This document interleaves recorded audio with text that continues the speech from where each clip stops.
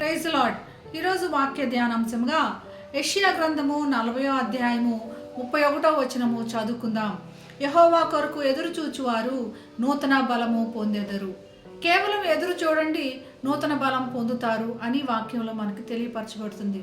మీరు ఏ ప్రయత్నాలు చేయనవసరం లేదు, ఎటువైపు కూడా తొందరపడిన అవసరం లేదు. మీరు ఊరికే దేవుడు చేసే దానికోసం ఎదురు చూడండి అని వాక్యం మనకి స్పష్టంగా తెలియపరచబడుతుంది. మనం ఒక మొక్క నాటాము, మొక్క దగ్గర నుంచి ఫలములు రావాలి అంటే అది ఎదిగి పెద్దదయ్యి దాని కాలం దగ్గర నుంచే మనకి ఫలములు రావాలి. మనం కావాలనుకున్నప్పుడు కాదు, ఎదురు చూడాల్సిన పరిస్థితి అది. హీబ్రూ ట్రాన్స్లేషన్లో ఒరిజినల్ మాట ఏం ఉపయోగపడిందంటే ఎదురు చూడటం అన్నదానికి క్వా అన్న మాట ఉపయోగించబడింది.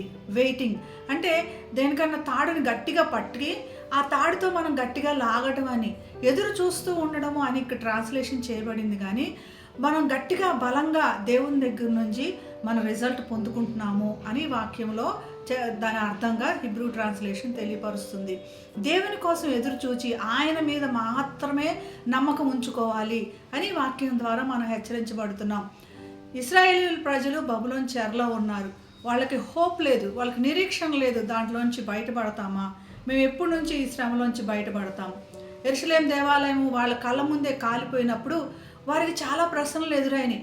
వారి దేవుడు వీరి ప్రార్థనలకు జవాబు ఇవ్వడా, లేదా బబులోను రాజులకి వాళ్ళ దేవుడి కన్నా వీళ్ళ దేవుడు తక్కువ వాడా? ఇటువంటి సందేహాల్లో ఉన్నప్పుడు దేవుడు వారితో మాట్లాడుతున్నారు. ఊరికే ఉండండి, దేవుడు చేసే గొప్ప కార్యాలు చూడండి అని ఇక్కడ మనకి హెచ్చరించబడుతుంది. మనం ఈరోజు ఈ వాక్యాన్ని ఎలా వర్తింప చేసుకోవాలంటే మనము ఆయన కోసం ఎదురు చూడటమే. ఉన్న ఏ పరిస్థితిని కూడా మనం మార్చలేం, కానీ ఆయన కోసం ఎదురు చూచి పక్షిరాజు ఎలాగైతే సమస్యలకు పైకి ఎగిరిపోయి ఎంత సంతోషంగా విహరిస్తుందో అంత హ్యాపీగా విహరించాలని వాక్యం ద్వారా మనం హెచ్చరించబడుతున్నాం. దానికి దేవుణ్ణి స్తుతించి ప్రార్థన చేసుకుందాం. పరిశుద్ధుడైన యేసయ్య, పక్షిరాజు వలె ఎలాగైతే స్వతంత్రంగా ధైర్యంగా తన యొక్క విజయాన్ని చూస్తుందో అలాంటి విజయాన్ని ప్రభు ఈరోజు మాకు ఇస్తున్నారని, కేవలం నీ దగ్గర కనిపెట్టి నీ దగ్గర ఎదురు చూడమని చెప్తున్నందుకు నీకు వేలాది వందనాలు. మా సమస్యలన్నీ మీ దగ్గర సమర్పిస్తున్నాం తండ్రి. విజయంతో ఆకాశంలో విహరిస్తున్నందుకు నీకు వేలాది కృతజ్ఞతలు చెల్లిస్తూ యేసు నామమున ప్రార్థిస్తున్నాం తండ్రి. Amen. Have a blessed day. God bless you.